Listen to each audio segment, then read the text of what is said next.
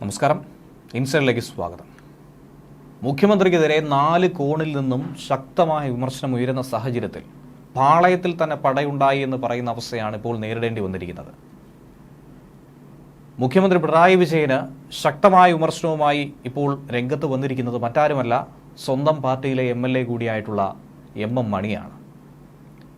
ദൈവം തമ്പുരാൻ മുഖ്യമന്ത്രിയായാലും ഇക്കാര്യം നടക്കാൻ പോകുന്നില്ല എന്നുള്ളൊരു വെല്ലുവിളി, ഒപ്പം മുഖ്യമന്ത്രിയുടെ വകുപ്പുകളെയൊക്കെ തന്നെ റവന്യൂ വകുപ്പിനെയും ഫോറസ്റ്റ് ഡിപ്പാർട്ട്മെന്റിനെയും ഒക്കെ പരസ്യമായി വെല്ലുവിളിക്കുകയും വേണ്ടി വന്നാൽ കൈകാര്യം ചെയ്യുമെന്ന താക്കീതും മുന്നറിയിപ്പും ഭീഷണിയും ഒക്കെ തന്നെയാണ് MM മണി ഇപ്പോൾ നൽകുന്നത്.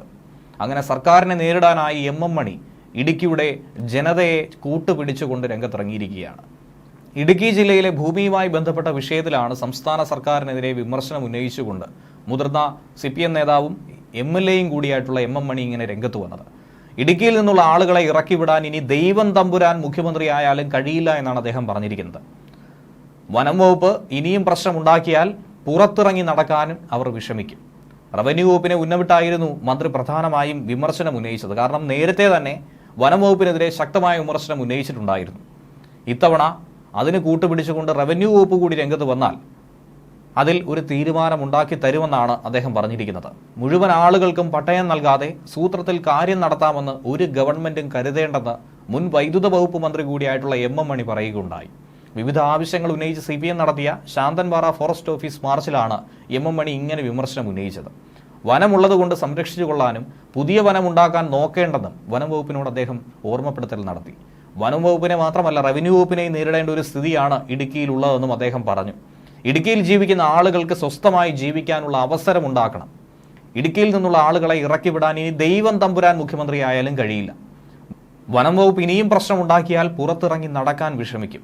സംഘടിതമായി സമരം നടത്തേണ്ട ഒരു സമയമാണ്. സർക്കാർ നമ്മുടേതാണെന്ന് നോക്കേണ്ട കാര്യമില്ല എന്നാണ് MM മണി പറയുന്നത്. അതിപ്പോൾ ഭരണപക്ഷമായാലും പ്രതിപക്ഷമായാലും നേരിടാനുള്ളത് നേരിടുമെന്നും ഇതിലൂടെ താക്കീതുണ്ട്. ഇടുക്കി ജില്ലാ കളക്ടർ കഴിഞ്ഞ വർഷം പുറത്തിറക്കിയ നിർമ്മാണ നിരോധന ഉത്തരവിലും MM മണി നേരത്തെ ഒരു പ്രതികരണം നടത്തിയിരുന്നു. അതും വിവാദമായി തന്നെ മാറിയിരുന്നു. ആരൊക്കെ ഭീഷണിപ്പെടുത്തിയാലും ജനങ്ങൾക്ക് വേണ്ടിയുള്ള പോരാട്ടം ഇനിയും തുടരുമെന്നാണ് അദ്ദേഹം പറഞ്ഞത്. ജില്ലയിലെ 13 പഞ്ചായത്തുകളിലെ പ്രതിനിധികളോട് ആലോചിക്കുക പോലും ചെയ്യാതെയാണ് കളക്ടർ നിർമ്മാണ നിരോധന ഉത്തരവ് പുറപ്പെടുവിച്ചത്. ഇടുക്കിയിൽ താമസിക്കാൻ കഴിയില്ലെങ്കിൽ ജനങ്ങളെ പുനരധിവസിപ്പിക്കാനായി ഹൈക്കോടതി ഉത്തരവിടണമെന്നും MLA അന്ന് ആവശ്യപ്പെട്ടിരുന്നു. ഇത്തരത്തിൽ നാക്കിന് ലൈസൻസ് ഇല്ലാതെ പ്രതികരിക്കുന്ന MLA എന്ന രീതിയിൽ പല വിമർശനം ഇതിനു മുൻപും MM മണി കേൾക്കേണ്ടി വന്നിരുന്നു. എന്നാൽ സമാനമായ ഒരു സാഹചര്യം ഇപ്പോൾ ശക്തമായ നടപടി സ്വീകരിക്കുന്നത് വയനാട് ഉരുൾപൊട്ടൽ സംഭവവുമായി ബന്ധപ്പെട്ട് തന്നെയാണ്. വനമേഖല കയ്യേറുന്നതും വനമേഖലയിലെ താമസവും ഇതൊക്കെ തന്നെയാണ് ചർച്ചാ വിഷയമായി മാറുന്നത്. ഈ ഘട്ടത്തിൽ കൂടിയാണ് ഇടുക്കിയും ഇപ്പോൾ ചിത്രത്തിലേക്ക് കടന്നു വരുന്നത്. അതേസമയം വയനാട്ടിലെ കാര്യം പരിശോധിക്കുകയാണെങ്കിൽ ഉരുൾപൊട്ടലിന് ശേഷവും അവരെ വിടാതെ പിന്തുടർന്ന ദുരന്തവുമുണ്ട്.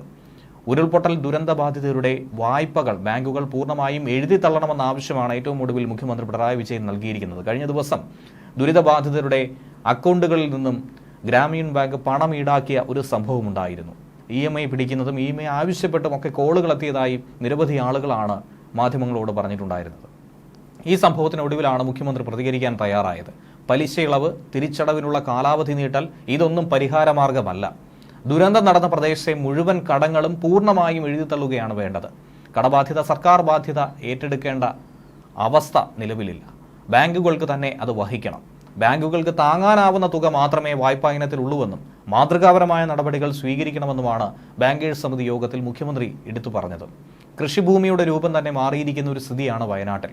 തുടർവാസമോ കൃഷിയോ ഈ പ്രദേശങ്ങളിൽ കഴിയില്ല എന്നാണ് റിപ്പോർട്ട് സൂചിപ്പിക്കുന്നത്.